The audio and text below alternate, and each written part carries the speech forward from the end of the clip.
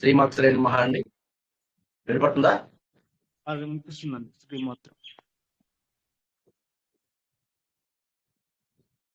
So ఇప్పటి వరకు last శ్లోకంలో 14వ శ్లోకంలో అమ్మవారి యొక్క పాదపద్మాలను పట్టుకుంటే ఇంకా ఏమవుతుందన్న విషయంతో నేర్చుకున్నాం. ఇప్పుడు 15 శ్లోకానికి వచ్చేసాం. అంతకుముందేమో ఆ వరదముద్ర, అభయముద్ర ఏది అవసరం లేదమ్మా, నీ పాదాలు ఒక్కటి ఉంటే చాలు అని చెప్పే విషయంలో మనము కొన్ని శ్లోకాలు జరుపుతున్నాం.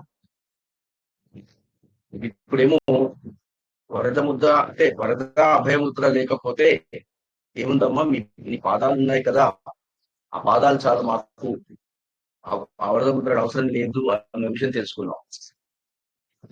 బట్ ఇప్పుడు కొత్తగా ఏంటంటే వరద ముద్ర అభయముద్ర కూడా ఉంది అని ఈ శ్లోకంలో చెప్పడంలో ఒక దేవతని మనకు పరిచయం చేస్తున్నారు.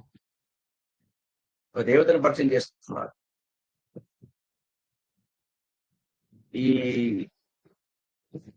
14, 15, 16, 17 ఈ 4 శ్లోకాలు ఎవరికైతే వాక్చాతుర్యం రావాలో, ఎవరికైతే ఈ టీచింగ్ ఫీల్డ్ లో ఉంటారో, రిప్రజెంటేటివ్ ఫీల్డ్ లో ఉంటారో, రాజకీయ రంగాల్లో ఉంటారో, ఎదుటి వాళ్ళను ఆకట్టుకోవడానికి మనకు ఆ వాక్చాతుర్యం అనేది కావాలి. కాబట్టి జ్ఞాపక శక్తి ప్రకారాన్న ఎవరైతే రచనలు చేస్తున్నారో, ఎవరైతే సినిమా ఫీల్డ్ లో ఉన్నారో, ఎవరైతే కవితలు రాస్తున్నారో వాళ్ళకందరికీ కూడా వాగ్ధాటి ఇవ్వాలి అన్న, దానికి సృజనాత్మకత పెంపొందించుకోవాలన్న అత్యద్భుతంగా పనిచేస్తుంది.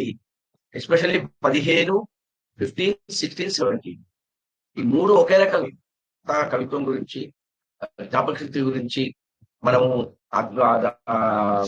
ఏమంటారు దాన్ని, మన వాగ్దాటి ఎలా ఉండాలని ఆల్రెడీ 7వ శ్లోకంలో మనం చెప్పుకున్నాం. కొన్ని కాంచి పరీక్షే ఎంత మంచిది అంటే అమ్మవారు రూపము స్వరూపము ఎలా ఉంటుంది. అమ్మవారు ఆ నడుముకు కట్టుకున్న ఆ గజ్జల సబడితో నడుస్తూ ఉంటే వేదాంగాలు అందులోంచి వస్తున్నాయి, సరిగమలు వినిపిస్తున్నాయి. ఆ శబ్దం ద్వారా మన మైండ్ లో మన నాడి మండలాన్ని ఉత్తేజపరుస్తున్నాయి అని చెప్పుకున్నాం మనం. అయితే అక్కడ ఏంటి, వరదముద్ర అభయముద్ర అనేది లేదని చెప్పుకున్నారు. అక్కడ అమ్మ అవసరం లేదమ్మా, వరదముద్ర అభయముద్ర అవసరం లేదు, నీ పాదములు చాలు. 4వ శ్లోకంలో తదన్య పాడిభ్యాం అని లాస్ట్ లో తమ చరణామేవ నిపుణో అని, నీ పాదాలే చాలమ్మా, ఈ అభయముద్ర వరదముద్ర లేవని చెప్పుకున్నాము. ఇంతటి శక్తి గల మహిమాన్వితమైన అమ్మవారు మనకు అండదండలుగా ఉంటున్నప్పుడు ఏదో ఒక రీతిలో ఇంకొక రకంగా మనము, నాకు సార్ అమ్మవారు చాలా మంది కూడా అడిగారు, అంటే అమ్మవారు అంటే లక్ష్మీదేవి ఫోటో ఉందని కానీ ఇంకో ఫోటో ఉంది కానీ, అలాంటి వాళ్ళు కొంతమంది ఉంటారు. అంటే లక్ష్మీదేవి ఫోటో పెట్టుకుంటేనే లక్ష్మీ ఇంటికి వస్తుందేమో, సరస్వతీదేవి ఫోటో పెట్టుకుంటేనే సరస్వతి ఇంటికి వస్తుందేమో, ఇలాంటివి ఉన్నాయి చాలా మందికి నమ్మకాలు కూడా. అందుకనే అటువంటి వాళ్ళ దృష్టిలో పెట్టుకునే మహానుభావుడు శంకరాచార్యులు గారు ఈ శ్లోకంలో దేవి ఎలా ఉంటుంది, సరస్వతి దేవి చేతిలో ఏముంటాయి, అద్భుతంగా అసలు రియల్ గా చెప్పాలంటే అంతరంగిక విషయాలు, రహస్యమైన విషయాలు ఇందులో చాలా ఉన్నాయి. చెప్పాను కదా, ప్రతి శ్లోకంలోనూ సౌందర్యలహరి గాని, లలితహసనం గాని, ఖడ్గమాల గాని, త్రిశతి గాని, వీటిల్లో అంతా ప్రాపంచిక విషయాలలో ఉన్న ధ్వని వేరు, ప్రాపంచిక విషయాల శబ్దం వేరు, ప్రాపంచిక విషయాల ఆలోచన వేరు, అలాగే కనబడుతుంది. అలౌకికానందం వెతికే దాని కోసం ప్రాపంచిక విషయాలను వదిలిపెట్టి భగవత్ చింతనతో పారమార్థిక ఆలోచన చేసే విధానంతో చూస్తే చాలా విషయాలు బయటపడతాయి. ఇంట్లో జపము చేయాలంటే చాలా మంది నన్ను అడిగారు. మామూలుగా ఇప్పటికీ అది ప్రతిసారి వస్తున్న క్వశ్చన్ అది. నేను జపం చేయాలనుకుంటున్నానండి, జపమాల ఏదైతే బాగుంటుంది, జపమాల ఏదైతే బాగుంటుంది అని చాలా మంది అడుగుతుంటారు. కొందరు తులసి మాల బాగుంటుంది, కొందరు రుద్రాక్ష మాల అద్భుతంగా ఉంటుంది. అసలు వీటన్నిటికంటే ఆ స్ఫటిక మాల చాలా పవిత్రమైనది అని అంటుంది. నన్ను అడిగితే శుద్ధ స్ఫటిక మాల అత్యద్భుతంగా పనిచేస్తుంది. ఒక శుద్ధ స్ఫటికమాల జపానికి ఉపయోగించాలి. జపానికి ఉపయోగించిన మాలను మళ్ళీ మెడలో వేసుకోకూడదు. జపానికి సంబంధించిన జపంగానే ఉండాలి. మళ్ళీ మెడలో వేసుకోవడం చాలా మంది చూస్తుంటాం. 16 లక్షలు చేసి జపం చేసిన జపమాల ఇది వేసుకుంటుంటారు. దాని ఫలితం ఉండదు. కాబట్టి జపమాలగా జపం చేయడానికి సపరేట్, మెడలో వేసుకోవడానికి ఒక మాల, శుద్ధ స్ఫటికమాల వాడితే అసలు మీరు శరీరంలో అన్ని రుగ్మతలు నాశనం అవడానికి అవకాశం చాలా ఉంది. ప్రతి పార్ట్ సవ్యంగా పనిచేయడానికి అవకాశం ఉంది. సార్ ఎలా తెలుసు మీకు, ఎలా చెప్తారంటే మీకు చెప్తే బుద్ధిగా వినాలా అంటే, నేను ఏదైనా కూడా నా వరకు ఫస్ట్ మొట్టమొదటి నేను నమ్మాలి అంటే నాకు ప్రామాణికం కావాలి. ఎవరు చెప్పినప్పుడు మొదటి నుంచి నేను ఒక విడ్డూరంగా వచ్చాను. నేర్చుకున్నది కూడా విడ్డూరంగానే.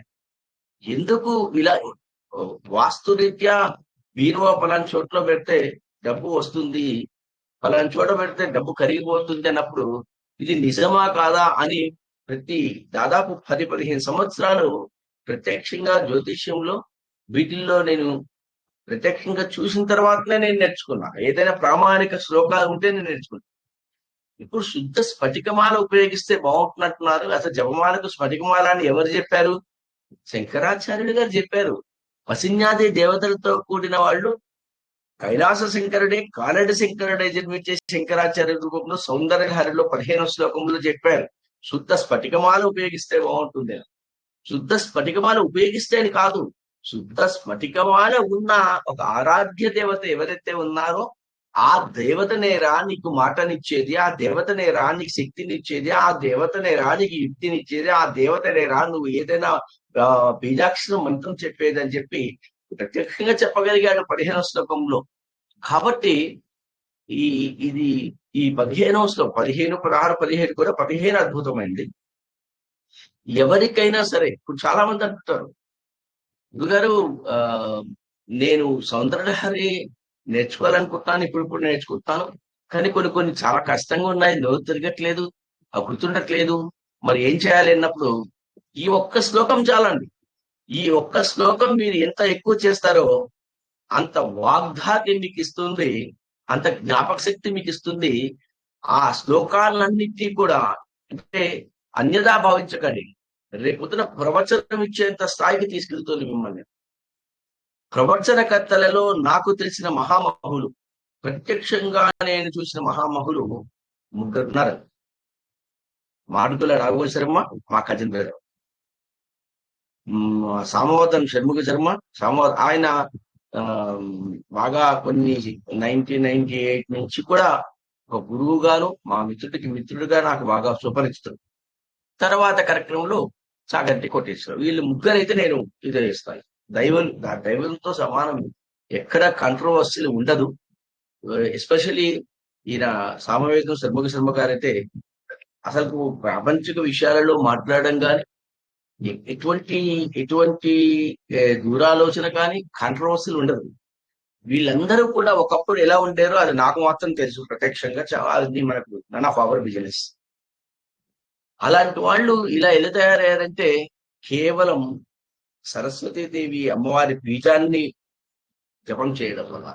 ఈవెన్ ములుగు రమణేశ్వర సిద్ధాంతి గారు ముందు ఎలా ఉండేవారు, ఎందుకంటే ప్రత్యక్షంగా నేను వీళ్ళతో పాటు తిరిగిన వాడిని, చేసిన వాడిని, మాట్లాడిన వాడిని, కాబట్టి నాకు ప్రత్యక్షంగా తెలిసిన విషయం. ఇలాంటి వాళ్ళ ఎందుకు చెప్తాంటే అంతటి మహానుభావులు అసలు వాళ్ళ పాదాలను నమస్కరించుకోవడానికి అవకాశం వస్తే చాలని వెయిట్ చేస్తున్న ప్రజానీకం ఉన్న ఈ సమాజంలో వాళ్ళు ఎలా వచ్చారన్న దాంట్లో కేవలం ఈ సరస్వతి యొక్క బీజాన్ని లక్షలు జపం చేయడం వల్లనే. అందులో ఈ శ్లోకం అదే. ఈ శ్లోకము కాదు ఈ మంత్రములో ఆంతరంగికంగా పారమార్థికంగా ఒక బీజాక్షరం దాగి ఉంది చెప్తాను నేను. కాబట్టి ఆ బీజాక్షరాన్ని ఒక్కటి చాలండి. మాట రాని వాళ్ళు ఎవరికైనా సరే మాట వస్తుంది. 100% గ్యారంటీ. మామూలుగా కొద్దిగా ఇష్టం లేకుండా కష్టంగా చదువుతున్న వాళ్ళకి ఖచ్చితంగా వాగ్ధాటి వచ్చేస్తుంది, ఆ వాక్ చతురత వస్తుంది, కవిత్వాలు రాయడం వస్తుంది, రచనలు చేస్తారు. అయితే ఎంత నేను మళ్ళీ మళ్ళీ ఒకటే మాట చెప్తున్నాను, అతి కస్య అధిక ఫలం. ఎంత వస్తే అంత, ఎంత ఎంత వస్తే అంత చేస్తారు. నాకు 50,000 జీతం వస్తుందంటే దాని ప్రకారం నా జీవితం ఉంటుంది. 1,00,000 జీతం వస్తే దాని లైఫ్ అలాగే ఉంటుంది. 2,00,000 జీతం వస్తే దాని ప్రకారం లైఫ్ ఉంటుంది. అంటే ఎంత వస్తే పిండి కొద్దీ రొట్టె అంటారు. పిండి ఎంత వేస్తే అంత రొట్టె వస్తుంది, అంతే. పిండి తక్కువ వేసి 100 రొట్టెలు కావాలంటే కాదు, పిండి కొద్దే రొట్టె. దీన్ని బట్టి అర్థం చేసుకోండి. ఇప్పుడు చాలా అద్భుతమైన మంత్రదండం ఇది. ఇది అంటే ఎన్నిసార్లు అనే క్వశ్చన్ వేయకూడదు. మనకు చేతన ఎంత అయితే అంత చేతన తీసుకొచ్చుకోవాలి, ఎంత చేతన అవుతుందో అది చేసుకోవాలి. సో ఇది 9 నెంబర్ వచ్చేటట్టుగా ముందు అలవాటు చేసుకొని ఈసార్లు చేయగలిగితే రేపు పొద్దున ఏదైనా శ్లోకం కానీ మంత్రం కానీ ఇస్తే ఇది నాకు నోరు తిరగదు అన్న క్వశ్చన్ రాదు, నాకు మర్చిపోయాను అన్న క్వశ్చన్ రాదు. జ్ఞాపక శక్తి చాలా బాగుంది. ఎప్పుడైనా రెడీ. రాత్రి 12 గంటలకు నిద్ర లేపి ఒకసారి గురుగారు మన శ్లోకం చెప్పండి అంటే చెప్పగలిగే పరిస్థితికి వచ్చేస్తారు. మీరు నమ్మాలి, నమ్మి విశ్వాసంతో. అటువంటి అద్భుతమైన శ్లోకం. నైవేద్యం చెరుకు రసం.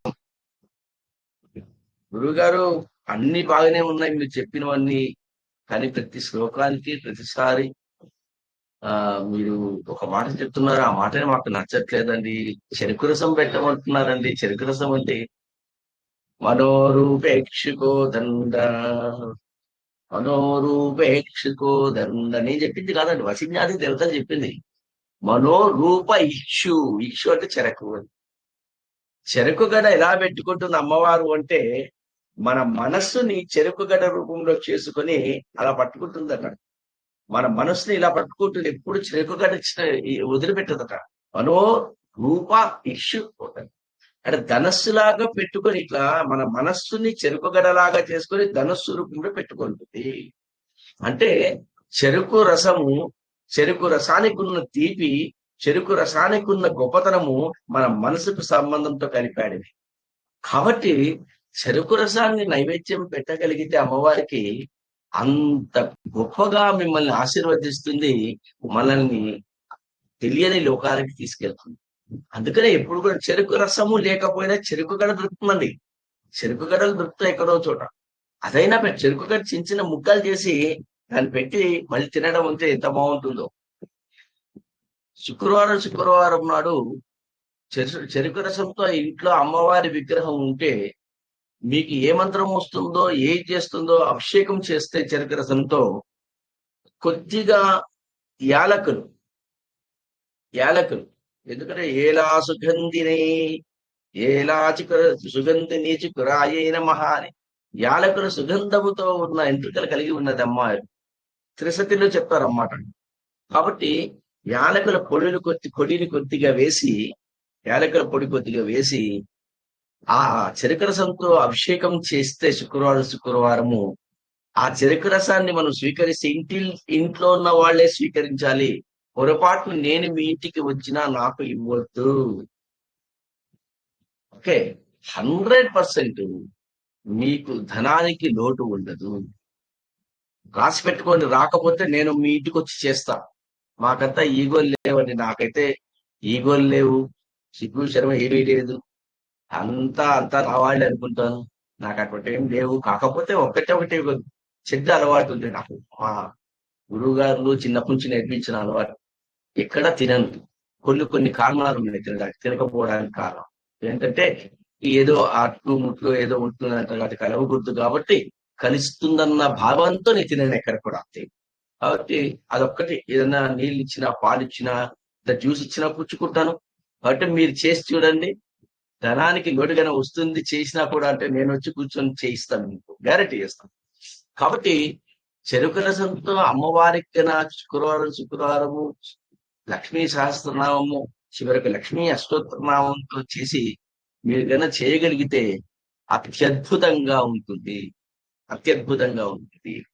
అది అందుకనే ఇక్కడ కూడా నేను చెప్తున్నాను ఏంటంటే, ఆ చెరుకు రసం కానీ లేదా తేనె, తేనె ఎప్పుడు గుర్తు పెట్టుకుని నైవేద్యానికి ఆల్రెడీ ఇంటిలో మనం ఆ, కూరలకు ఇంట్లో దానికోసం మనం వాడినది మాత్రం వాడకండి. ఎప్పుడు అమ్మవారికి సపరేట్ గానే పెట్టాలి. కాబట్టి తేనె లేదా చక్కెర లేదా బెల్లము లేదా చెరకు, అరటి పండ్లు, ఇవి త్రిమధురం, త్రిమధురం గురించి చెప్పాను. ఇవి పెట్టగలిగితే మాత్రం ఎంత అద్భుతంగా ఉంటుందో అది మీకే తెలుస్తుంది. ఇక అన్నయ్య చెప్పేశానంటే మొత్తం నీట్గా ఇది నెక్స్ట్ శ్లోకానికి వెళ్దాం. శ్లోకం కూడా మీకు పెట్టాను. శ్లోకం కూడా మీకు ఏం చేశానంటే ఆ సపరేట్ చేసుకుంటూ అది కూడా పెట్టాను. యాక్చువల్ గా పదాలు సపరేట్ చేయడం అనేది సాంప్రదాయం కాదు. లలితా సహస్రనామంలో కానీ సౌందర్యలహరిలో కానీ సపరేట్ చేయడం అనేది అది సాంప్రదాయం కాదు. కాకపోతే నేర్చుకోవడానికని నేను మీకు పెట్టాను తప్ప మరి అదే వెలుగులోకి తీసుకురాకండి. చాలా ఇదవుతుంది. ఎందుకంటే ఈ శ్లోకంలో మీకు ఒక పదం చెప్తాను. ఆ పదం వల్ల ఎంత మార్పు మారిపోతుందో సరిగ్గా పడకపోతే మీకు చెప్తాను నేను. సరే, శ్లోకానికి వద్దాం. శ్రీమాత్రే నమః. సపరేట్ గా తీసుకున్నాం. శరత్ శరత్ జ్యోత్స్నా, శరత్ జ్యోత్స్నా, శరత్ జ్యోత్స్నా, శుద్ధాం శుద్ధాం శుద్ధాం, శశియుత శశియుత శశియుత, జటాజూట జటాజూట జటాజూట, మకుటాం మకుటాం మకుటాం. మొట్టమొదటి శరత్ జ్యోత్స్నా, దాన్ని కలిపితే రెండో దీంట్లో శరజ్యోత్స్నా శరజ్యోత్స్నా. వినపడుతుందా అండి? వినిపిస్తుంది గురుగారు. Okay right. శరత్ జ్యోత్స్నా శరజ్యోత్స్నా శరజ్యోత్స్నా శరజ్యోత్స్నా, శుద్ధాం శుద్ధాం, శశియుత శశియుత శశియుత, జటాజూట జటాజూట జటాజూట, మకుటాం మకుటాం మకుటాం.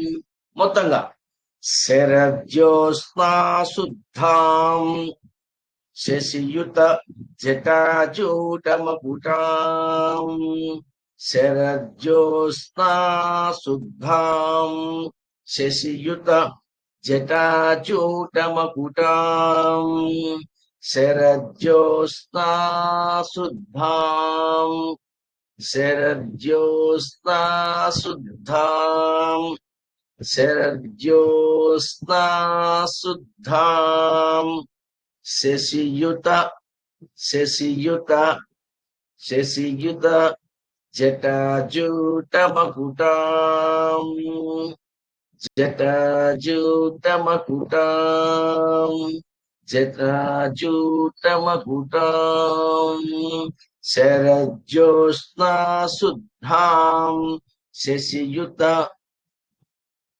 జటాజూట మకుటాం.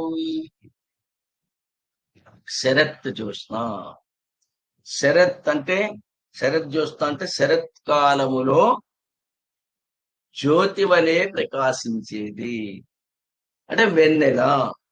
శరత్ జ్యోత్స్న అంటే శరత్ కాలంలో ప్రకాశించేది ఎలా ఉంటుందో, వెన్నెల ఎలా ఉంటుందో, వెన్నెల చాలా అద్భుతంగా శరత్కాలంలో ఉంటుంది. శుద్ధాం, ఇదండి అసలైన పదం. శరత్కాలంలో వెన్నెల చాలా బాగుంటుంది. దాని గురించి కవులందరూ ఇన్ని కవిత్వాలు రాశారో, ఇన్ని పాటలు రాశారో దాని మీద. అయితే ఆ వెన్నెల ఎలా ఉంటుంది మళ్ళీ? శుద్ధం అంటే చాలా నిర్మలంగా ఉంటుంది.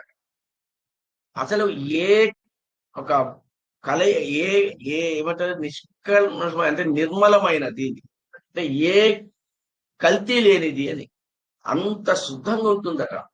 అందుకని వెన్నెల అంటే ఇక్కడ శరజ్యోత్స్న అంటే వెన్నెల అని.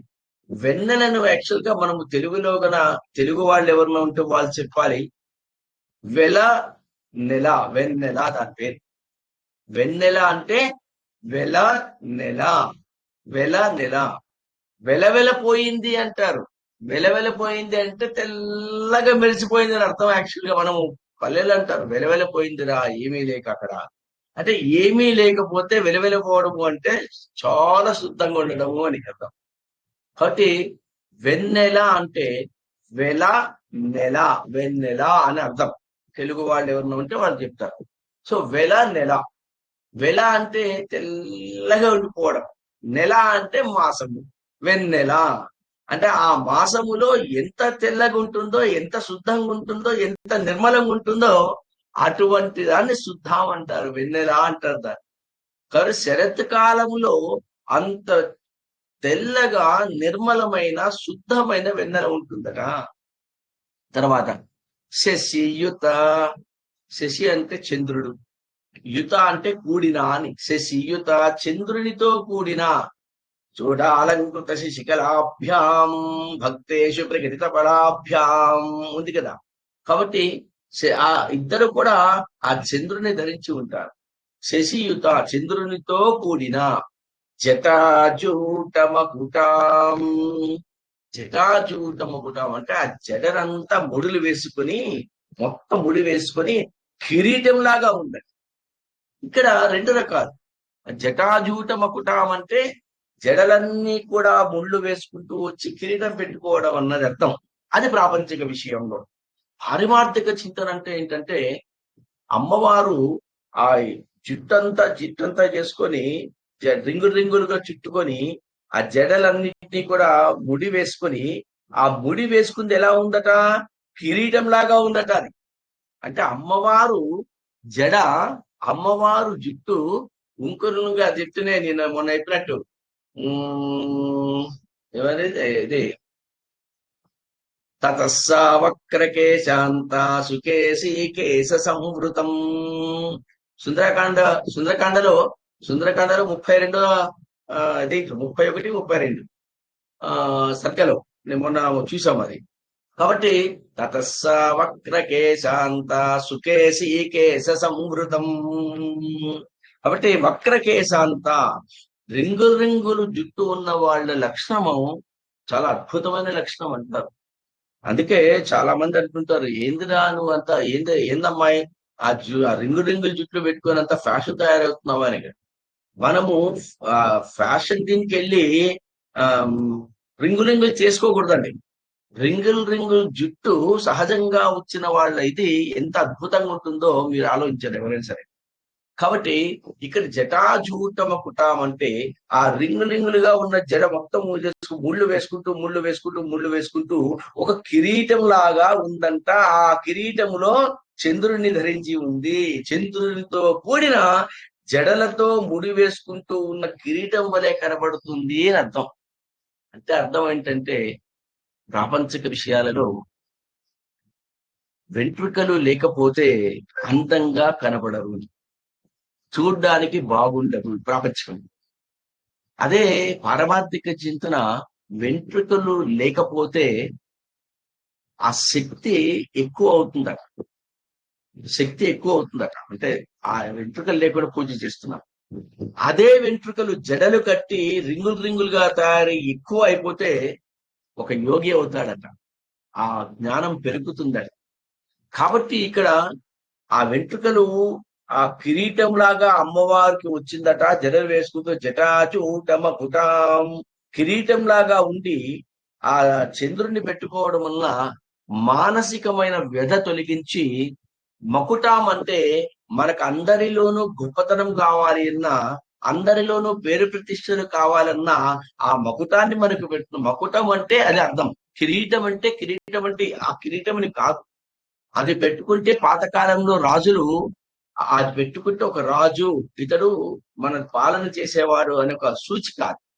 ఆ మకుటం అంటే ఏంటంటే పేరు ప్రతిష్టలు తీసుకురావడము అని అర్థం. కాబట్టి ఈ జడలతో ఉంగరంగాల జడలతో మొత్తం ముడిలు వేసి ఆ కిరీటం లాగా చేసుకుని పైన చంద్రుణ్ణి పెట్టుకుని ఉంటుందంట అమ్మవారు. ఎలా ఉంటుంది అమ్మవారు అని చెప్పడానికి ఇస్తారు. అసలు అమ్మవారు ఎలా ఉంటుంది? శరజ్యోత్స్నాం శుద్ధాం శశియుట జటాచూటమకుటాం. కాబట్టి శరత్ కాలంలో అంటే జట అంటే జడలని, జటాచూట అంటే సముదాయము అని. జడలుగా రింగులుగా కట్టిన వెంట్రుకల్ని అట్లా వేసుకుంటూ ఒక కిరీటం లాగా తయారు చేసుకుని అందులో చంద్రుడిని ధరించి ఉందట. ఇక్కడ నేను చూస్తున్నా మా అమ్మ వాళ్ళు కానీ మా అక్క వాళ్ళు కానీ చాలాసార్లు చూశాను. నేను చాలాసార్లు చూశాను. ఆ వెనకాల ఒక రింగులాగా కట్టుకునేవాళ్ళు, కొప్పు అంటారు దాన్ని. కొట్టుకొని దాన్ని పూలు పెట్టుకుంటుంటే ఎంత సాక్షణంగా కనపడే వాళ్ళు అంటే అదే దానికి ఒక నెట్టు వేసుకునేవాళ్ళు పాతకాలంలో. రియల్ గా చెప్పాలంటే ఈ రింగ్ టెన్నిస్ ఉండేది, చిన్న రింగులు వచ్చేవి. నేను చూడంగా చాలా మంది ఆ రింగ్ టెన్నిస్, ఆ రింగును పెట్టి చుట్టేసి మొత్తం అట్లా ఆ ఇదిగా కనపడే వారికి ఒప్పుగా. అలాంటిది ఇక్కడ వెంట్రుకలు పెరిగిపోయిన తర్వాత ఆ సముదాయాన్ని మొత్తం జడలుగా వేసుకొని ఒక కిరీటం లాగా పెట్టుకొని అందులో చంద్రుణ్ణి పెట్టుకుందట. శరజ్యోత్స్నా శుద్ధాం శశియుట జటాచూటమకుటాం. ఇది మొట్టమొదటి. మళ్ళీ ఒకసారి శరజ్యోత్స్నా శరజ్యోత్స్నా శుద్ధాం శరజ్యోత్స్నా శుద్ధాం శశియుత జటాచూటమకుటాం జటాచూటమకుటాం.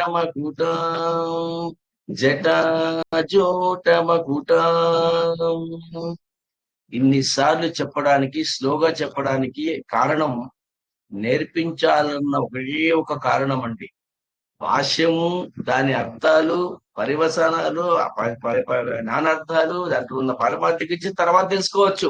అది కూడా చెప్తున్నాను. కానీ ఎక్కువ సార్లు మీకు చెప్తే అది రికార్డింగ్ అవుతుంది కాబట్టి, అది రికార్డ్ చేసి మళ్ళీ మీకు పెడుతున్నారు కాబట్టి ఉపయోగపడుతున్న ఉద్దేశంతో మళ్ళీ స్లోగా చెప్తున్నాను. బోర్ ఫీల్ అవ్వకండి. ఓకే. కాబట్టి శరత్కాలంలో ఉన్న వెన్నెల అంటే వెల ప్లస్ నెల అంటే బాగా తెల్లగా నిర్మలమైన శుద్ధమైన వెన్నెలాట. ఆ శుద్ధమైన వెన్నెల ఎట్లా ఉంటుందో అటువంటి శరీరాన్ని కలిగి ఉంది, అటువంటి మెరుపును కలిగి ఉంది, అటువంటి ప్రకాశవంతమైన వెలుగును కలిగి ఉంది. శశియుత జటాజూటముకుటాం. ఆ జడలుగా ఉన్న దాన్ని రింగులుగా వేసుకుంటూ కొప్పేసుకుంటూ ఒక కిరీటం లాగా పెట్టుకుని పైన చంద్రుణ్ణి ధరించి ఉన్నావమ్మా అని చెప్పడం మీద. రెండవది వరత్రాసత్రాణ వర త్రాస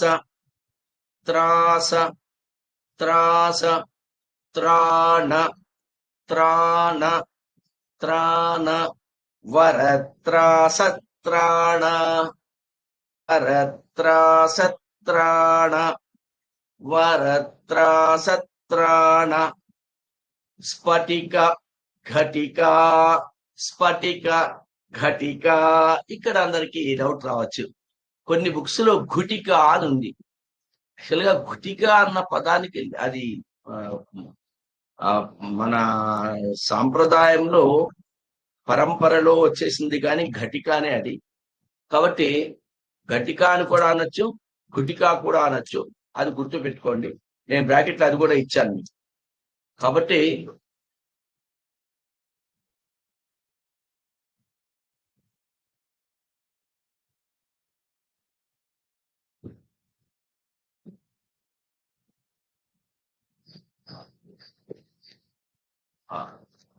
ఘటిక అంటే గుటికా అనొచ్చు, గటికా అనొచ్చు అని మీ ఇష్టం.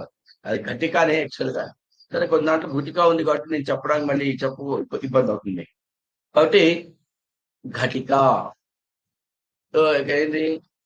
వరత్రాసత్రాణ వరత్రాసత్రాణ స్ఫటిక ఘటికా లేదా ఘుటికా స్ఫటిక ఘటికా పుస్తకకరాం పుస్తకకరాం పుస్తకకరాం. మళ్ళీ వరత్రాసత్రాణ వరత్రాసత్రాణ వరత్రాసత్రాణ స్ఫటిక ఘటికా స్ఫటిక ఘటికా పుస్తకకరాం పుస్తకకరాం పుస్తకకరాం. వరత్రాసత్రాణ వరత్రాసత్రాణ స్ఫటిక ఘటికా స్ఫటిక ఘటికా పుస్తకకరాం పుస్తకకరాం పుస్తకకరాం. మళ్ళీ వరత్రాసత్రాణ వరత్రాసత్రాణ స్ఫటిక ఘటికా స్ఫటిక ఘటికా పుస్తకకరాం పుస్తకకరాం. ఇక్కడ వరం ఇచ్చేది. త్రాస అంటే భయము అని యాక్చువల్గా. త్రాసము అంటే భయము నుండి రక్షించేది. త్రాణము అంటే అభయముద్ర అని. సో వరము. త్రాస అంటే భయం నుంచి పోగొట్టే భయం నుంచి పోగొట్టడం. త్రాణ అంటే అభయముద్ర అని. వరదముద్ర అభయముద్ర కలిగి ఉన్నది అని అర్థం ఇక్కడ. సో వరత్రాసత్రాణ వరదముద్ర ఉంటుంది, అభయముద్ర ఉంటుంది, భయాన్ని తొలగించే ముద్ర ఉంటుంది. అక్కడ 4వ శ్లోకంలో 7వ శ్లోకంలో ఏం చెప్పారు? అమ్మా, నీకు వరద అభయముద్రలే అవసరం లేదమ్మా, తవ చరణవు అని, అంటే మీ చరణాన్ని చాలమ్మా, నాకు అదొక్కటి చాలు, మీకు ఏం వరద ముద్రలు అవన్నీ అవసరం లేదు, 4 చేతులు అవసరం లేదు అని చెప్పాడు అక్కడ. కానీ ఇక్కడ ఎందుకంటే ఇంకొక దేవతను పరిచయం చేస్తున్నాడు ఇక్కడ. శరత్కాలంలో ఉన్న వెన్నెలలాగా ఉన్న శరీరంతో రింగులు చేసుకుని ఒక కిరీటం లాగా పెట్టుకుని ఉన్న దాని మీద చంద్రుడిని ధరించి ఉన్నావమ్మా. వరత్రాసత్రాణ, వరాన్ని భయాన్ని పోగొట్టి అభయం ఇచ్చే ముద్రను కలిగి ఉన్నావు. వరత్రాసత్రాణ వరత్రాసత్రాణ స్ఫటిక ఘటికా పుస్తకకరాం. దీంతో ఆ దేవత ఎవరంటే తెలిసిపోతుంది. స్ఫటిక ఘటికా.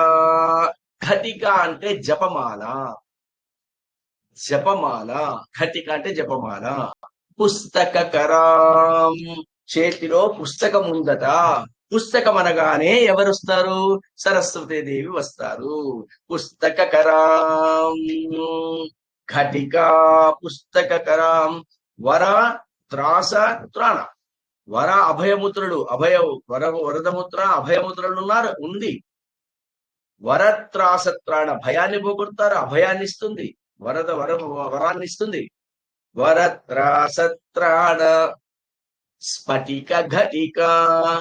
జపమాల ఉందట చేతిలో. ఘటిక అంటే జపమాల ఉంది. పుస్తకకరాం, చేతిలో పుస్తకం ఉందట. ఎవరండి? సరస్వతీదేవే కదా. అంటే సరస్వతీదేవి తెల్లగా మెరిసిపోతుందట అమ్మవారు. ఎట్లా మెరుస్తున్నది? శరత్కాలంలో వెన్నెల ఎంత శుద్ధంగా వెలవెలబోతుందో అంటే ఇక్కడ నెగిటివ్ తీసుకోకండి. మన ప్రాపంచిక విషయాల్లో కొన్ని పదాలన్నీ కూడా చాలా నాశనం చేసి పెట్టాం. వెలవెలబోతుందంటే ఏమీ లేకుండా పోతుందని కాదు. పోతుందంటే నిర్మానుష్యముతో నిర్మలంగా, అంటే వెలవెలబోయిందంటే ఎవరు లేరురా అని. ఎవరు లేకపోతే అర్థం ఏంటి? ఎంత శుద్ధంగా ఉంది, ఎంత ప్రశాంతంగా ఉంది అని అర్థం ఇక్కడ. కాబట్టి శరత్కాలములో ఉన్న ఆ వెన్నెల ఎలా ఉంటుందో అటువంటి వెన్నెల కలిగిన శరీర తత్వముతో, శరీర రంగు కలిగి రింగులు జుట్లన్నీ ఉన్న దాన్ని ముడి వేసుకుంటూ ఒక కిరీటం లాగా పెట్టుకొని, ఆ కిరీటం మీద శశియుత చంద్రుని యొక్క చంద్రుని పెట్టుకుని, తర్వాత వర అభయ ముద్రలు, భయాన్ని నుంచి రక్షించే ముద్రలు పెట్టుకుని, స్ఫటిక ఘటిక అంటే ఘటిక అంటే జపమాల పెట్టుకొని, తర్వాత పుస్తకకరం చేతిలో పుస్తకం పెట్టుకున్నావమ్మా నువ్వు సరస్వతీ దేవి, నిన్ను పూజించిన వాళ్ళకి ఏమి రాదు చెప్పు అని చెప్పడానికి నెక్స్ట్ చెప్తారు. ఇక్కడ ఇన్నిసార్లు చెప్తున్నా మీరు అనుకొని ఉండొచ్చు, సార్ స్ఫటిక ఘటిక అంటే ఘటిక అని చెప్తారు తప్ప స్ఫటిక అంటే ఇదే ఇక్కడ ప్రామాణికము. ఘటిక అంటే జపమాల. ఎటువంటి జపమాల? స్ఫటిక ఘటిక, స్ఫటికమాల. ఇంతకంటే మీకు ప్రామాణికం ఏం కావాలి? జపమాలకు జపం చేయడానికి ఏ మాల ప్రాశిస్తామో ఇక్కడ ఇంతకన్నా ఇండైరెక్ట్ గా డైరెక్ట్ గా మీకు ఏం చెప్పాలి? స్ఫటిక ఘటిక పుస్తకకరం, స్ఫటికమాల, స్ఫటిక జపమాల చాలా శ్రేష్టమైనది. ఎందుకు స్ఫటికమాల? అసలు సరస్వతీదేవి యొక్క వర్ణన చాలా అద్భుతంగా అమోఘంగా ఉంటుంది. అక్కడేమో శరత్ జ్యోత్స్నా శుద్ధం అంటే శరత్కాలంలో ఉండే వెన్నెల నిర్మలమైన శుద్ధికరమైన వెన్నెల ఎలా ఉంటుందో అంటే తెల్లగా శుద్ధంగా ఉంటుంది. ఆ జటాజూటం అంతా వేసుకుని కిరీటం లాగా పెట్టుకుని పైన చంద్రుడిని పెడితే ఆ చంద్రకాంతికి ఇదంతా ఎంత నీటిగా కనబడుతుందండి. అదొకటి. ఇక్కడ వరత్రాసత్రాడ ఓకే, స్ఫటిక మకుటం స్ఫటికమాల ఉందట. స్ఫటికమాల అంటే తెల్లగా మెరిసిపోతుంది, తెల్లగా మెరిసిపోతుంది స్ఫటికమాల. అన్నీ తెలుపే. ఆ తెలుపు కలర్కు సరస్వతీదేవి. కాబట్టి ఫస్ట్ మళ్ళీ శరజ్యోత్స్నా శుద్ధాం శశియుత జటాజూట మకుటాం వరత్రాసత్రాణ వరత్రాసస్త్రాణ స్ఫటిక ఘటికా, స్ఫటిక ఘటికా పుస్తకకరం. కాబట్టి ఇంతతో సరస్వతి దేవి వచ్చేసింది. ఇప్పుడు మూడవ లేను, రెండవ లేను ఇంకో మాట చెప్తాను. వరత్రాసత్రాణ వరత్రాసత్రాణ వరత్రాసత్రాణ స్ఫటిక ఘటికా,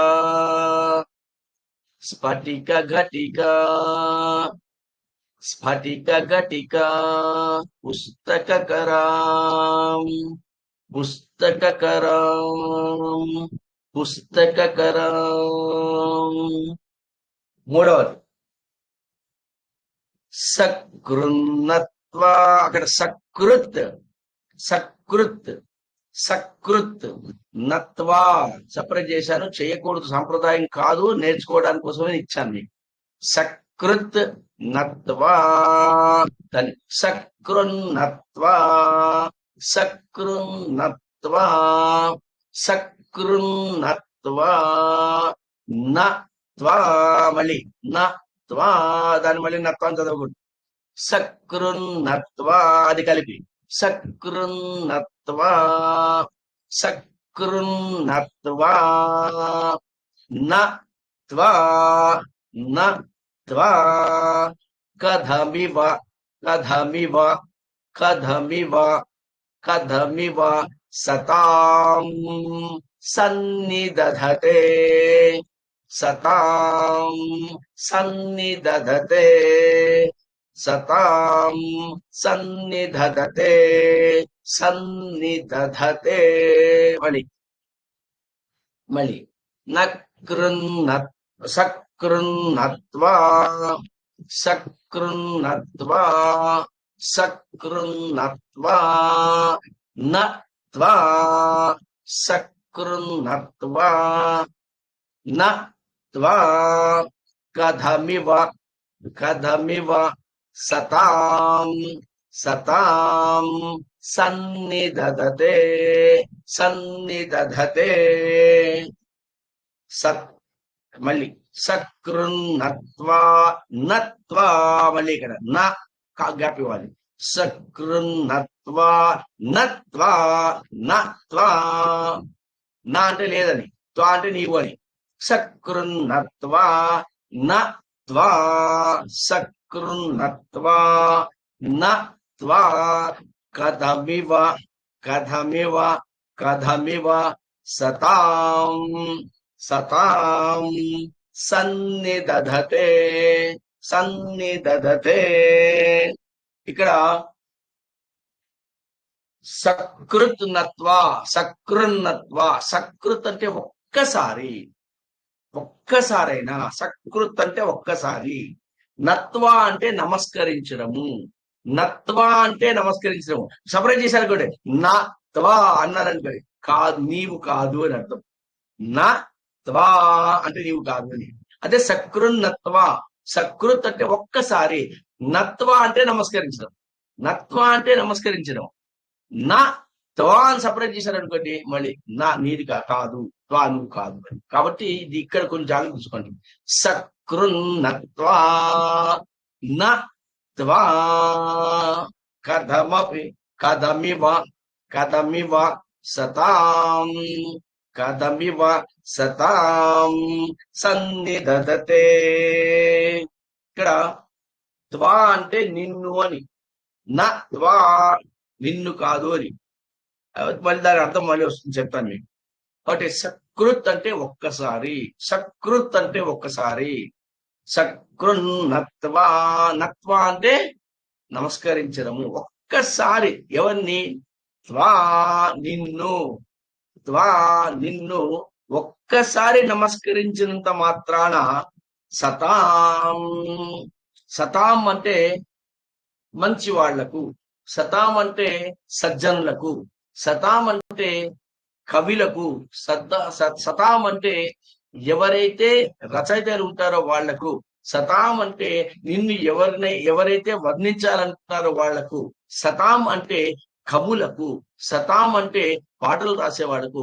సతాం అంటే నిన్ను పొగిడే వాళ్లకు. సతాం అంటే నిన్ను నమస్కరించే వాళ్లకు, నీ గురించి రాసేవాళ్లకు అని అర్థం. సజ్జనులకు, కవులకు మెయిన్గా. సతాం సతాం సతాం సన్నిదధతే. సన్నిదధతే.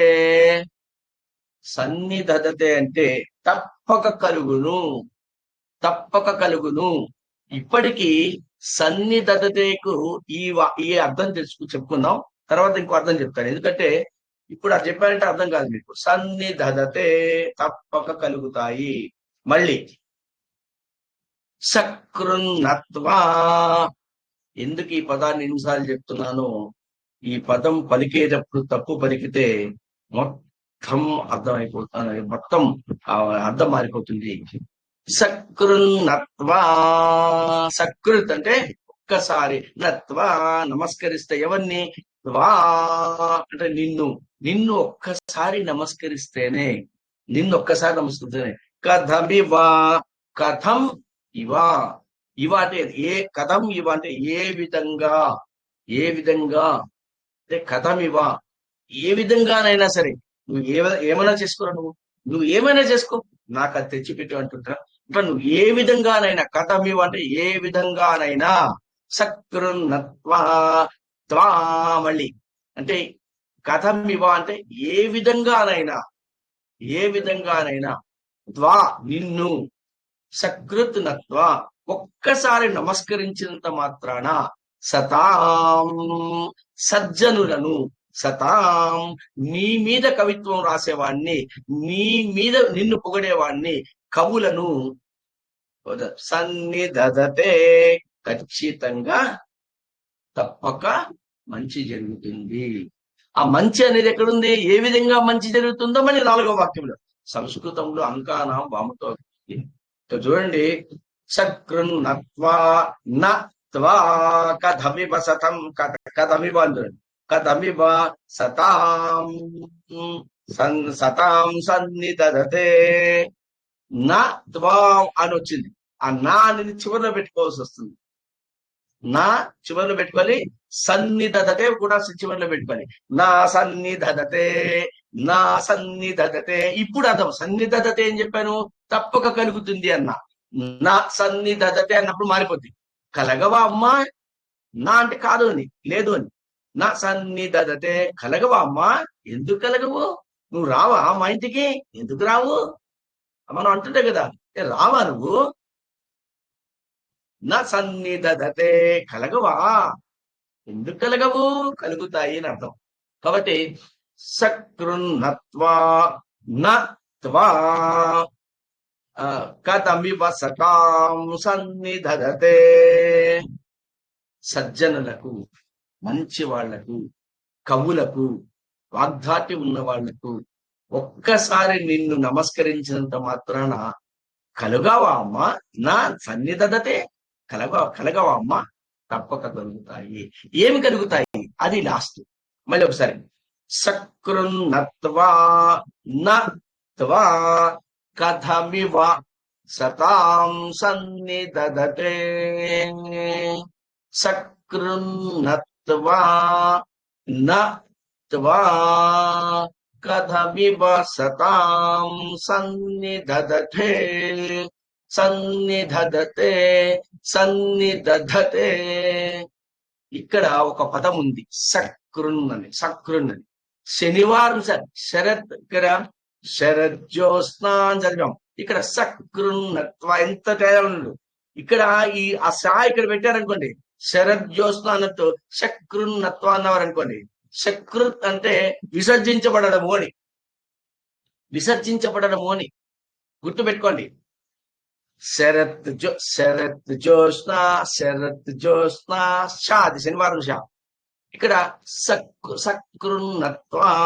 సకృన్నత్వ.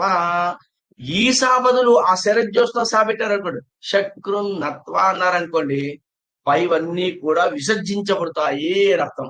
గుర్తు పెట్టుకోండి. అందుకే ఎంతసేపు చెప్పాను మీకు. సకృన్నత్వ, శకృన్నత్వ కాదు, పనులు బిగబెట్టి సకృన్నత్వ, సకృన్నత్వ, సకృన్నత్వ. అది ఇప్పుడు నాకు నా ఇన్షియలు సనగరం అండి, సానే. అందరూ శనివారం శనగరం అని రాస్తారు. అట్లా సాకు చాలా మంది తిరిగి. అందువల్ల ఇక్కడ శరత్ జ్యోత్స్న, ఇక్కడ సకృన్నత్వ అన్నారనుకోండి, అన్నీ విసర్జించబడతాయి. ఒక్కసారి అమ్మవారిని మీరు పొగిడారో, ఒక్కసారి మీరు అమ్మవారికి నమస్కారం చేసుకున్నారో, అన్నీ విసర్జించబోతాయి, ఏమి ఉండవు మీకు అని అర్థం. అందుకనే అర్థం చేసుకోండి. సకృన్నత్వ నత్వా కదపి వసతాం సన్నిధతే. ఏమొస్తాయి? ఏమి కలగవమ్మా అని అడిగాడు. ఏం కలుగుతాయి? ఇప్పుడు చెప్పాడు లాస్ట్. మధుక్షీర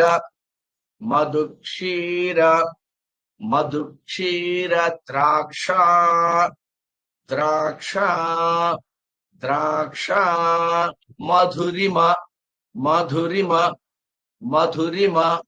మధురిమ ధురీణాః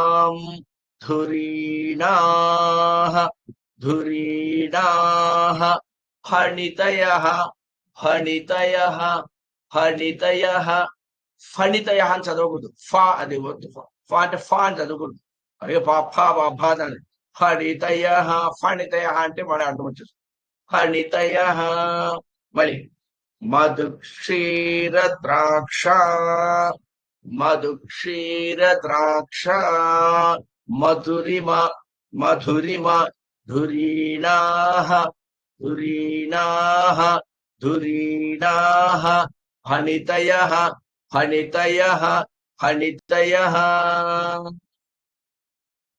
మధుక్షీర ద్రాక్ష మధురిమ ధురీణాః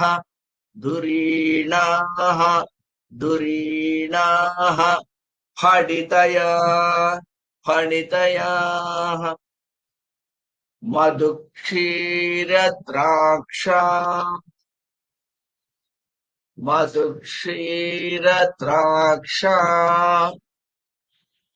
మధుక్షీర ద్రాక్ష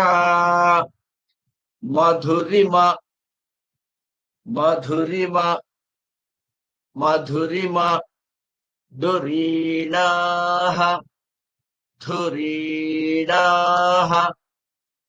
ధురీణాః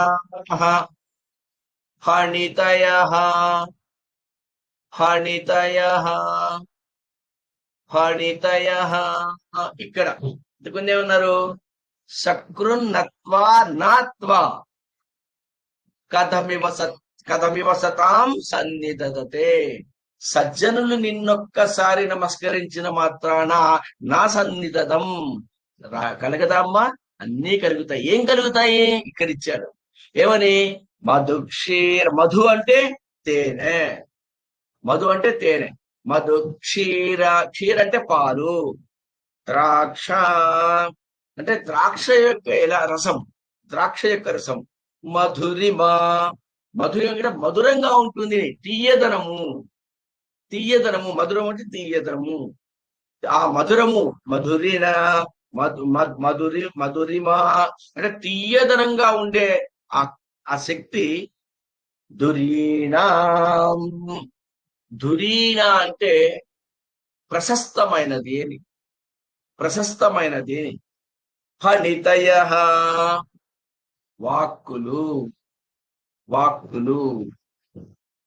ఎవరి వాక్కులు? సతాం సన్నిధతః. సతాం అంటే సజ్జనులు. ఏ సజ్జనులైతే, ఏ కవులైతే, ఏ పాటలు రాస్తున్న వాళ్ళైతే, ఏ కవితలు రాస్తున్న వాళ్ళైతే వాళ్ళు సకృన్నత్వా నత్వా నతాం అంటే త్వా అంటే ఆ సకృన్నత్వా నత్వా నిన్ను ఆ కవులు ఎవరైతే ఉన్నారో, సజ్జనులు ఎవరైతే ఉన్నారో, సకృత్ ఒక్కసారి నత్వా నమస్కరించినంత మాత్రాన మళ్ళీ ఇక్కడ వాళ్ళ ఇది ఫణితయః వారి యొక్క పలుకులు, వారి యొక్క రాతలు, రాసిన రాతలు, పలుకులు, మాటలు మధురం ఎలా ఉంటాయి? మధు క్షీర ద్రాక్ష, తేనె, పాలు, ద్రాక్షారసం కలిపి ఎంత తాగితే ఎంత మధురంగా ఉంటుందో రసం, అంత తీయదనంగా ఉంటుందో అంత తీయదనంగా ఆ సజ్జనుల యొక్క పలుకులు నా సన్నిధతే కలుగవా అమ్మా? ఆ మాటలు బాగా తీయదనంగా ఉండవా అమ్మా? తప్పక కలుగుతాయి అని అర్థం. ఇంతటి అమోఘమైంది, అద్భుతమైంది ఉంది. సకృన్నత్వ, శకృన్న చదవకూడదు. అది పళ్ళు బిగబెట్టి సారావాలి. తెలుగు వాడైతే చెప్తారు బాగా. సకృన్నత్వా నత్వా కథమివ సతాం సన్నిధతే. మధు క్షీర ద్రాక్ష మధురిమ ధురీణాః ఫణితయః. మొత్తంగా ఒకసారి చూద్దాం. శరజ్యోత్స్నా శుద్ధాం శశియుత జటాచూటమకుటాం.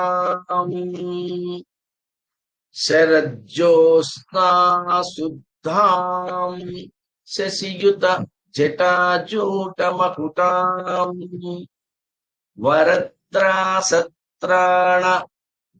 వరత్రాసత్రాణ స్ఫటిక ఘటికా పుస్తకకర. స్ఫటిక ఘటికా పుస్తకకరాం. సకృన్నత్వా నత్వా సకృన్నత్వా నత్వా కథమివ సతాం సన్నిధతే. సతాం సన్నిధతే. మధుక్షీర ద్రాక్ష మధురిమ ధురీణాః. మధుక్షీర ద్రాక్ష మధుక్షీర ద్రాక్ష మధురి మధురీణాః. మధురి మధురీణాః. ఫణితయః ఫణితయః. అమ్మా తల్లి, శరత్ కాలంలో వెన్నెల ఎలా ఉంటుందో, శుద్ధంగా చాలా నిర్మలంగా ఉంటుందో, ఆ శరీరము కలిగి నువ్వు ఆ ఛాయను కలిగి, ఆ శరీర ఛాయను కలిగి, ఈ జడలన్నీ రింగులు రింగులుగా ఉన్నదాన్ని నువ్వు ముడులు వేసుకుంటూ పోయి ఒక కిరీటం లాగా పెట్టుకొని, మకుటం లాగా పెట్టుకొని దాని మీద చంద్రుని తగిలించుకున్నావు కదమ్మా. చంద్రకాంతితో మెరిసిపోతుంది కదమ్మా. అటువంటి వరదముద్ర అభయముద్ర వేసుకొని అందరి భక్తుల యొక్క భయాన్ని తగ్గిస్తున్నావు, భయాన్ని తీసేస్తున్నావు. స్ఫటిక ఘటిక, స్ఫటికమైన శుద్ధ స్ఫటికమైన జపమాల ఒక చేతితో పెట్టుకున్నావు తల్లి. వరదముద్ర అభయముద్ర 2 చేతులు, స్ఫటికమాల స్ఫటిక ఘటిక స్ఫటిక జపమాల ఒక చేతిలో, పుస్తక కరాం ఒక పుస్తకము ఒక చేతిలో, 4 చేతులమ్మా. వరదముద్ర, అభయముద్ర, స్ఫటికమాల జపమాల, తర్వాత ఇది పుస్తకం పెట్టుకున్నావు కదమ్మా సరస్వతి దేవి. నువ్వు అటువంటి నిన్ను సతాం సజ్జనులు, కవులు, కవిత్వం రాసేవాళ్ళు, నిన్ను పొగడాలనుకునే వాళ్ళు, వాగ్దాటి ప్రవచనం చేసేవాళ్ళు, ఇటువంటి వాళ్ళంతా సరే సతాం సత్కృత్ ఒక్కసారి నత్వా నిన్ను నిన్ను నత్వా నమస్కరించినంత మాత్రాన, ఒక్కసారి నమస్కరించినంత మాత్రాన కథమే మధుక్షీర ద్రాక్షా మధురిమా,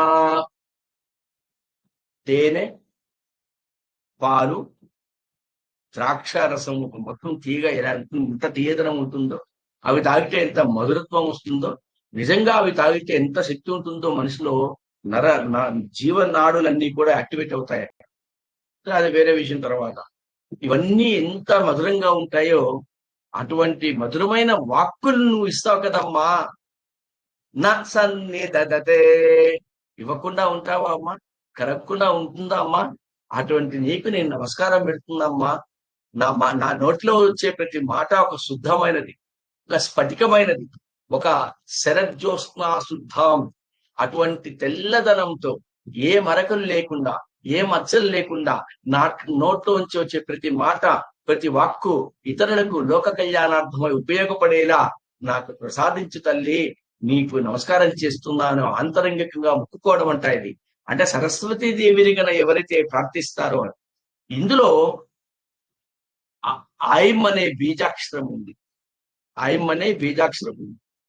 ఆ ఐం అనే బీజాక్షరము ఎవరైతే జపం చేస్తారో వాగ్దాటి అలలో అలలు వచ్చినట్లు వచ్చేస్తాయట. ఐం అనే బీజాక్షరం గ్రూపులో అందరి ఎదురుగా చెప్తున్నానండి. ఒక రాగి గ్లాస్ లో నీళ్లు తీసుకొని, అయితే ఇది తల్లి చేయాలి, తల్లి ఎక్కువగా ఇస్తారు. కొడుకులకి ఎవరికైనా సరే, చిన్నపిల్లలు కానీ, మాటలు సరిగా ఇంకా రావట్లేదన్న వాళ్ళకి కానీ, మాటలు అప్పుడప్పుడే వస్తున్నాయని కానీ, సరిగా రావట్లేదని కానీ, వయసు పడుతున్న కొద్దీ ఎక్కువ అందరిలోనూ మాట్లాడలేకపోతున్నాడు, సిగ్గు మొహమాటం వస్తుంది, ఒక మాట కూడా మాట్లాడలేకపోతున్నాడు. ప్లస్ నేను పత్రికా రంగంలో ఉన్నాను, మీడియాలో ఉన్నాను, నా మాట రావట్లేదు, దానివల్ల నాకు ఉద్యోగం చాలా ప్రాబ్లం ఉంది, కాబట్టి రచనలు రాస్తున్నాను, ఆ రచన సరిగా రాయలేకపోతున్నాను, జ్ఞాపకశక్తి రాలేదు అన్న వాళ్ళు ఎవరైనా సరే, చిన్న పిల్లలకైతే తల్లి చేయాలి, వేరే మిగతా వాళ్ళకి వాళ్లే చేసుకోవాలి. రాగి పాత్రలో నీళ్లు తీసుకొని ఉంగరం వేలు, మధ్య వేలు, బొటన వేలు, ఉంగరం గోముఖం అంటారు, గోముఖం ఓకేనా.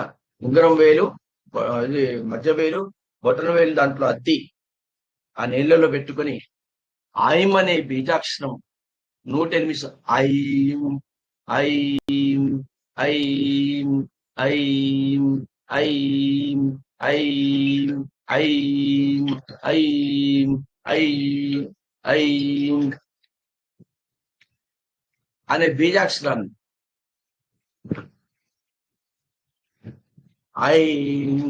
బీజాక్షరాన్ని ఎవరైతే శ్రద్ధగా చెప్పుకుంటారో, ఐం అనే బీజాక్షరాన్ని ఎవరైతే శ్రద్ధగా చెప్పుకుంటారో, చెప్పుకొని ఆ నీళ్లు తాగుతారో, మాట అంత మంచిగా పనిచేస్తుందట. వాగ్దాటి వస్తుంది, పిల్లలకు మాటలు వస్తాయి. ఈ ఐం అనే బీజాక్షరం నిజంగా మాటలు వస్తాయా? ఈ ఐం అనే బీజాక్షరము నిజంగా మాటలు వస్తాయా అంటే ఖచ్చితంగా ఐం అనే అక్షరానికి అంత అద్భుతమైన శక్తి ఉంది. దానికి ఒక దేవీ భాగవతంలో కూడా కథ ఉంది. ఒకసారి ఒక బ్రాహ్మణుడు, సద్బ్రాహ్మణుడు పూజలు పునస్కారాలు చేసుకుంటూ కాలం గడుస్తుండగా అతనికి సంతాన భాగ్యము లేకపోతే సంతానం కలగాలని సంతానం కోసము యొక్క యాగం చేస్తుంటే బ్రాహ్మణోత్తం అందరినీ కూడా పిలిచారు. దాంట్లో ఒక్కరిని ఉద్గాత అని ఉంటారు. ఉద్గాత అంటే సామవేదాన్ని చదువుతున్నవాడు, సామవేదాన్ని వెళ్ళవేసిన వాడు, సామవేదాన్ని రాగంగా మర్చుకొని చెప్పిన వాడు ఉద్గాత అంటారు. ఆ ఉద్గాత ఎవరైతే ఉన్నారో ఆ ఉద్గాత కూడా వచ్చి కూర్చుంటే పూజ చేస్తున్నప్పుడు, జపం చేస్తున్నప్పుడు, ఆ బీజాక్షరాలను పఠిస్తున్నప్పుడు ఆ ఉద్గాత సామవేదాన్ని ఆలపించినంత మాత్రాన ఆ శబ్దముతో ఖచ్చితంగా అమ్మవారు ప్రత్యక్షమయ్యి కావాల్సిన కోరికలు ఖచ్చితంగా ఇస్తున్నారు. అంతటి సామవేదానికి అంతటి శక్తి ఉంది. అటువంటి సామవేదాన్ని చెప్తున్నప్పుడు పొరపాటున ఊపిరి పీల్చుకో కష్టమైతే ఒక్కసారి ఊపిరి పీల్చుకుంటాడట. ఆ ఊపిరి పీల్చుకోవడం వల్ల ఆ స్వరం అనేది కొద్దిగా తప్పయింది. ఆ స్వరము తప్పిపోవడం వల్ల ఈ ఎవరైతే యాగం చేస్తున్నాడో బ్రాహ్మణోత్తముడు ఆ స్వరము తప్పిపోయింది కాబట్టి అమ్మవారు పలకరేమో, సంతాన భాగ్యం కలగదేమో అనే ఉద్దేశంతో ఆ సంతానం ఆ భయంతో ఆ ఆ ఉద్గాతను ఎవరైతే సామవేదం చేస్తున్నారో అతన్ని శపిస్తాడట. నువ్వు మూర్ఖుడివి, యాగం చేస్తుంటే పుత్ర సంతానం కోసం చేస్తుంటే నువ్వు మంత్రం తప్పు చెప్తున్నావు, రాగం ఒళ్ళిపోతున్నది, రాగం రావట్లేదు, దానివల్ల నాకు సంతానం కలగదు, నువ్వు ఒక మూర్ఖుడు అని తిట్టారు.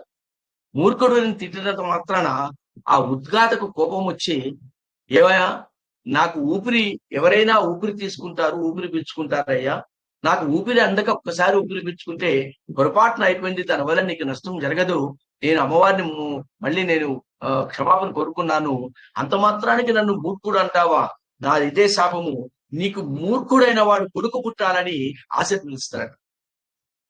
మూర్ఖుడైన వాడు కొడుకు పుట్టాలని ఆశీర్వదిస్తారట.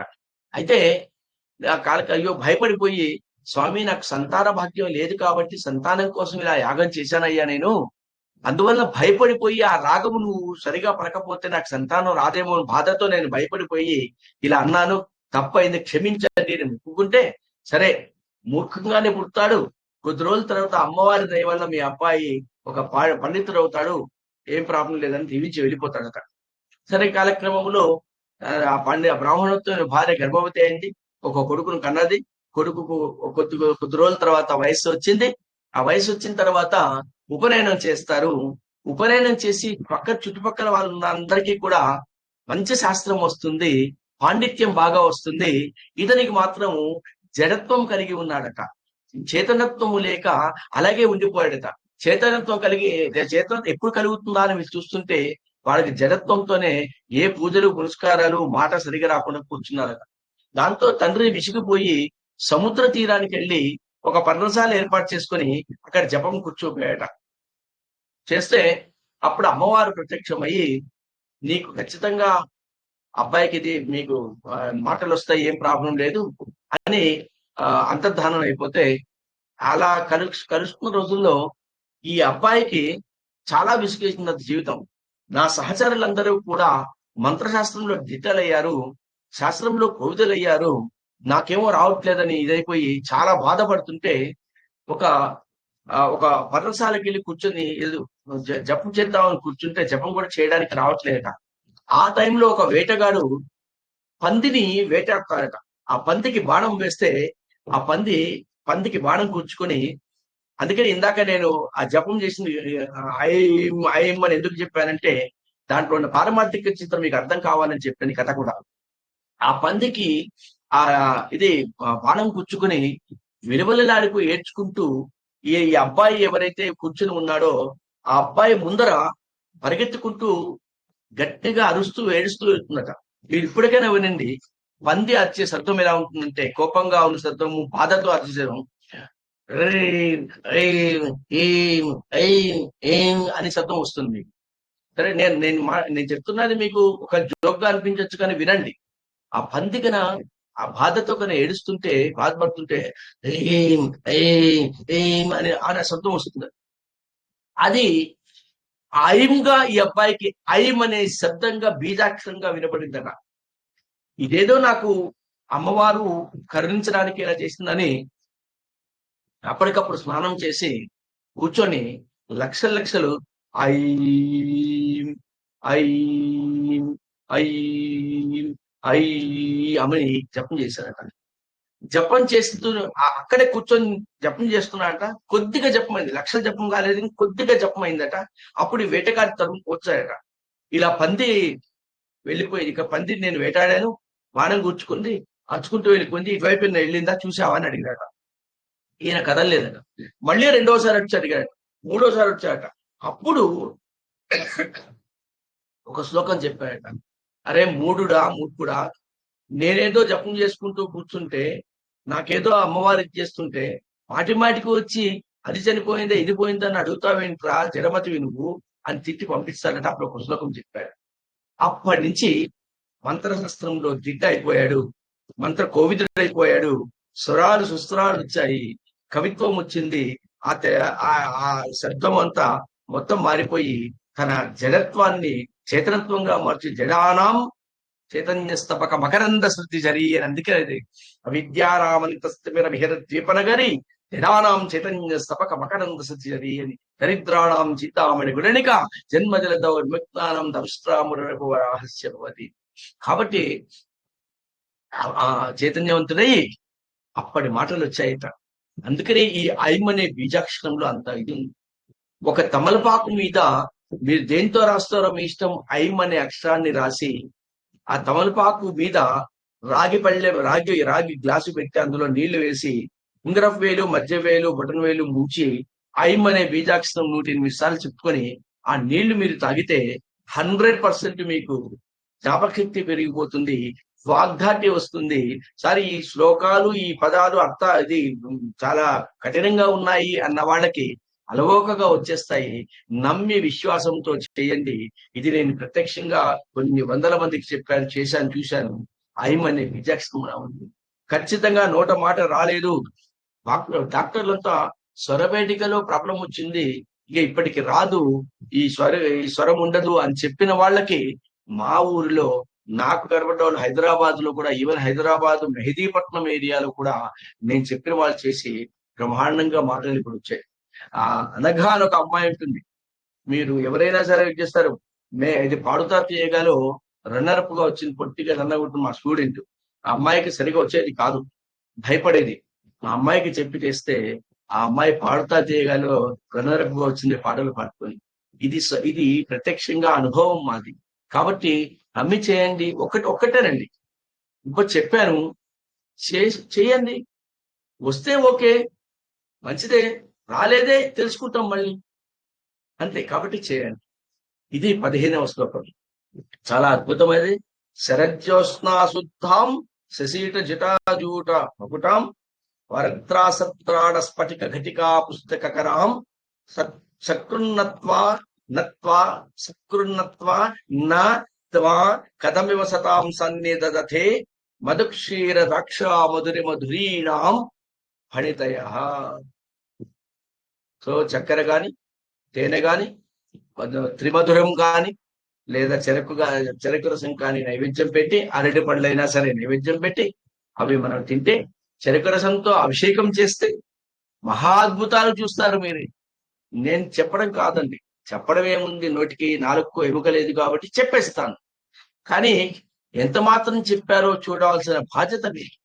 ఈ శ్లోకాన్ని నేర్చుకుని శుక్రవారం వీలైతే ప్రతిరోజు అమ్మవారి విగ్రహం మీద, చిన్న విగ్రహం, వెండి విగ్రహం అయినా చాలు, చెరుకు రసంతో పోసి అభిషేకం చేస్తే చెరుకు రసం అంత మధురమైన జీవితాన్ని ఇస్తుంది, చెరుకు రసం అంత మధురమైన ఆరోగ్యాన్ని శరీరానికి ఇస్తుంది, చెరుకు రసం అంత మొత్తం మధురమైన జీవితాన్ని మీకు ఆనందంగా కనిపేటట్టుగా ఇస్తుంది. అష్టైశ్వర్యాలు వస్తాయనంలో న సంశయ, ధనం ధనీ భవేత్ న సంశయ. ఇది కథ కూడా దేవి భాగవతంలో ఉంది. ఇది శ్లోకం. ఇంకా మీకు ఏదైనా చిన్న చిన్న డౌట్లు ఉంటే ఒక 5 నిమిషాల్లో ముగిస్తాం. తర్వాత 16వ శ్లోకం చేసుకున్నాం. చూడండి, అర్థమైందా?